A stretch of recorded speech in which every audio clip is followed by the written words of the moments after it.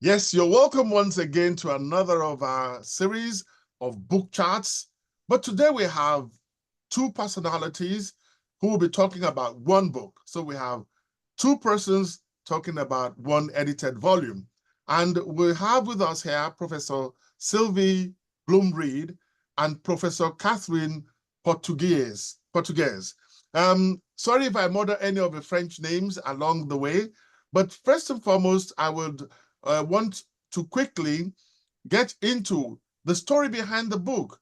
And I think the editor of the production of the book itself will be able to tell us more about that. So, Professor Sylvie, the floor is yours. Why did you put the volume together, and how did you get all your contributors? Okay, thank you for Colette for organizing this. First of all, I want to uh, talk about the title itself because it wasn't mentioned, and it's Impressions from Paris, Women Creatives in Interwar France. It was published by Vernon Press. Um, how this book came along, it's basically I put together a special session at the Modern Language Association in January of 2020. It was held in Seattle, and that session was extremely popular. I was contacted by Vernon Press within a couple of, maybe I want to say, days later, and I had several contributors. One of them is with us today, Dr. Portugues, and she will address her contribution on Françoise Gillot. But I was happy to work with, we were all together about 9 contributors, myself included. I sent a call for papers. I didn't really select people except toward the very end. And some people answered the call and offered some of their possible ideas and abstracts. Keep in mind that I wanted to tap into creative artists and writers. So, artists being painters, sculptors, photographers, filmmakers, and then on top of that, journalists and writers, and journalists being writers anyway, but prose writers. I didn't necessarily get all these fields covered, but all together, I think we have reached an interesting array of, a wide array of contributions in the volume. 9 of us speaking and addressing very different areas of research. So we do have several persons discussing painters, and we have others discussing. There's only like one film discussion, and the rest is mostly writers and journalists. Okay, thank you very much. Before we now go to Professor Catherine Portugues, let me just tell you a little bit about her. She's the founding director of the Interdepartmental Program in Film Studies, Professor Emerita of Comparative Literature and Film Studies, and founding curator of the Massachusetts Multicultural Film Festival, University of Massachusetts. Her books include Cinemas in Transition in Central and Eastern Europe after 1989, published by Temple in 2013, Gendered Subjects, published by Routledge 2012, and Screen Memories, the Hungarian cinema of Marta Mesazo, published by Indiana 1993, in 1993. Well, my first question to her will be, what aspects of the personality, the aspects of her work, do you find most compelling, and especially in the context of the interwar years in France? Well, thank you so much for inviting me to join this excellent series. It's a wonderful idea, Colette. Thank you. And a special thanks, of course, to Sylvie Blum-Reid for including me as a contributor. It's been an amazing experience, and I want to congratulate her on the fantastic job that she did. as editor.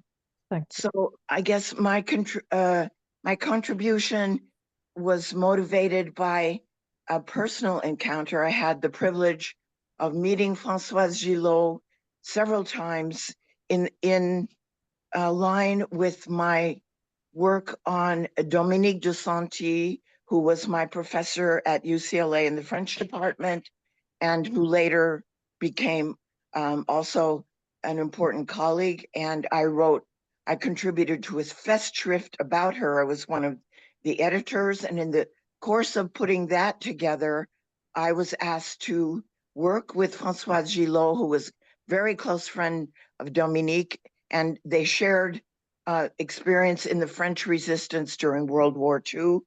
So I was asked to meet with Françoise in both Paris and New York to choose artwork that would be part of the book, the Festschrift, in honor of Dominique de Santi. So doing that, I, of course, tried to prepare, but nothing could prepare me for the overwhelming experience, I would say, of meeting and talking to this fantastic person and entering the world of Picasso, Matisse, all the other artists and writers of the interwar period that she was a very important part of. She met Picasso when she was only in her very early 20s. They were 40 years apart in age. He was extremely important in her development, but she is a great artist in her own right. In the course of writing this chapter, I had the experience of speaking with her again, and she lived to be 101. She actually died during the publication process of the book, Impressions from Paris. So there is a kind of irony I felt very strongly in the fact that she had had a difficult relationship with Picasso, to say the least. When she wanted to assert herself as an independent artist, he was quite threatened by that because she had been his muse and so much younger, but she set out on her own. At that point, he tried to stop her from having an independent career in a quite extreme way. She managed it nonetheless on her own.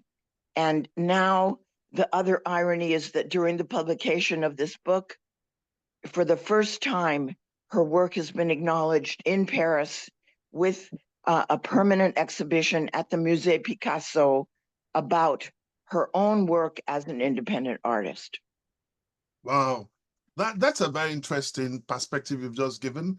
And the narration would, of course, push me to want to find out from you how Gillot navigated the Parisian art scene, which was often male-dominated, like you have said, and how did her relationship with prominent artists like Picasso influence her own artistic trajectory?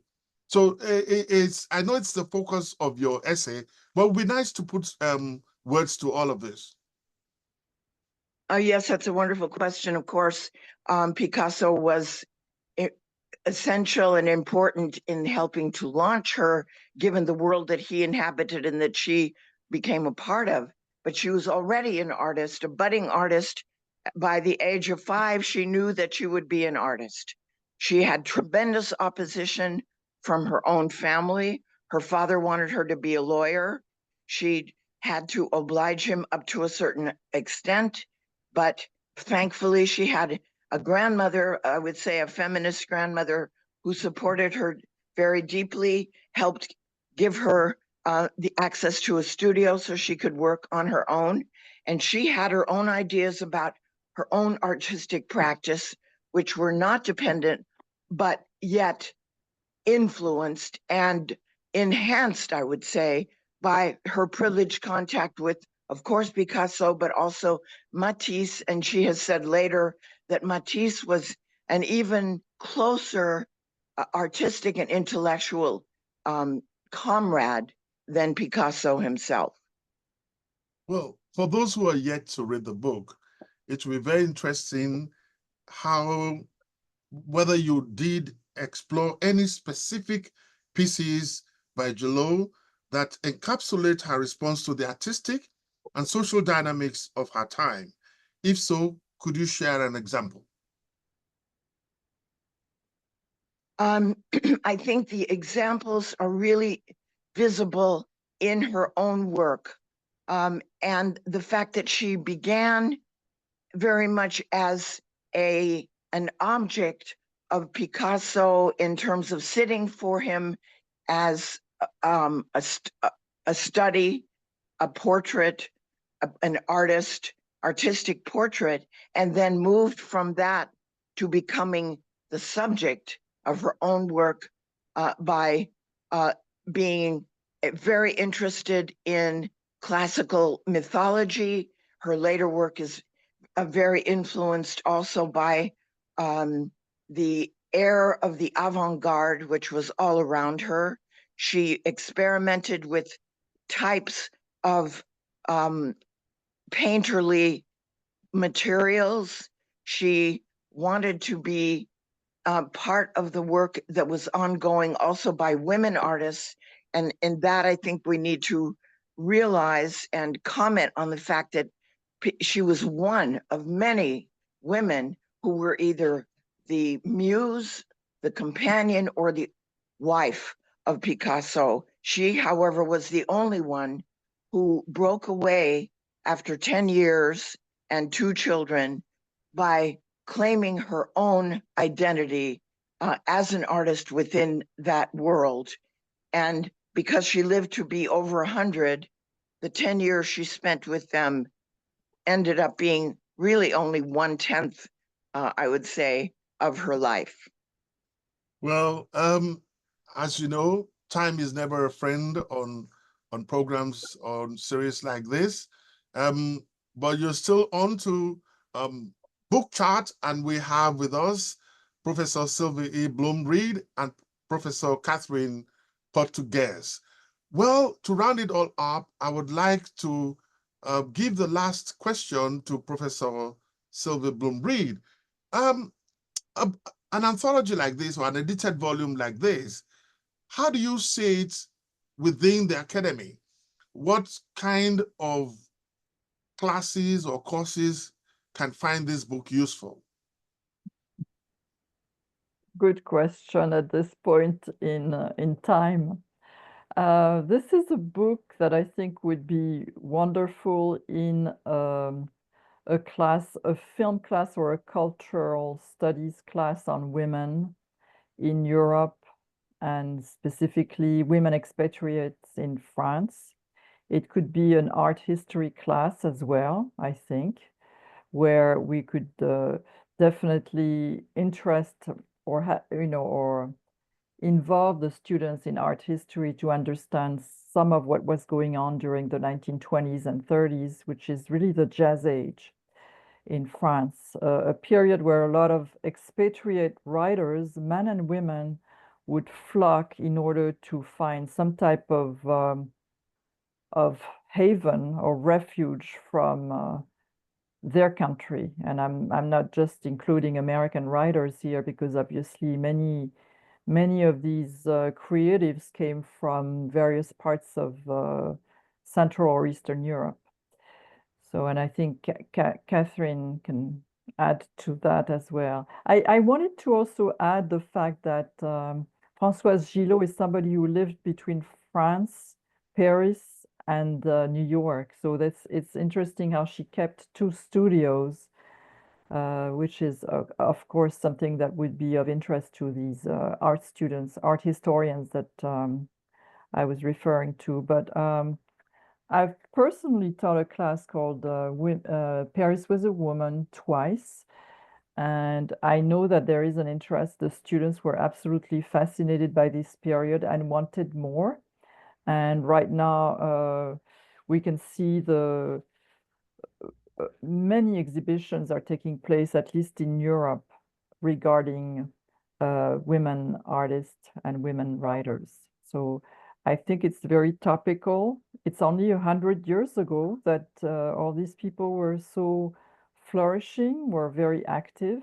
And in a way, we're just continuing their, to have a conversation with them and engaging with the next generation of people who are also interested in contributing in an artistic way to the literary world or the artistic world. And I think I will leave the last word to Kathy. Thank you. And I totally agree with everything that you've just been saying. I think from my experience, young people of every kind are fascinated by this period. These are artists who give them an inspiring example of the struggle to become free, practicing artists, even against the greatest odds. And these are people who had to fight every moment. They had in many cases, no support, no money. I think Gillot is a good example of that. I want to mention one Hungarian artist, Erno Rozsda, who was tremendously helpful to her, recognized her talent, and helped her when she was very young to develop her own vision, in spite of those who opposed her. And I can just say, women filmmakers from all over the world during this period also had to fight so hard to have their vision recognized at all. And a testament to this is the fact that right now, for this current year, young people and the whole public in the world can see her work at the Musée Picasso for the coming year. Well, that's the way it's going to end today. But I know that the interwar years is a part of the title of the book. And to those of you who are familiar with it, that the interwar years in France were a very complex and tumultuous period. The country's political and economic and social challenges ultimately contributed to its defeat in World War II. And that's the way it's going to be on Book Chat this time around. We hope that another time we will bring you another interesting book and the authors will be able to tell us a little bit more. If you haven't gotten the book, please find it in your library, in the bookshop, or online. Thank you very much, Professor Sylvie Blum-Reid, and thank you very much, Professor Catherine Portuges. Thank you very much. And that's it. Thank you very much. Thank you. Thank you.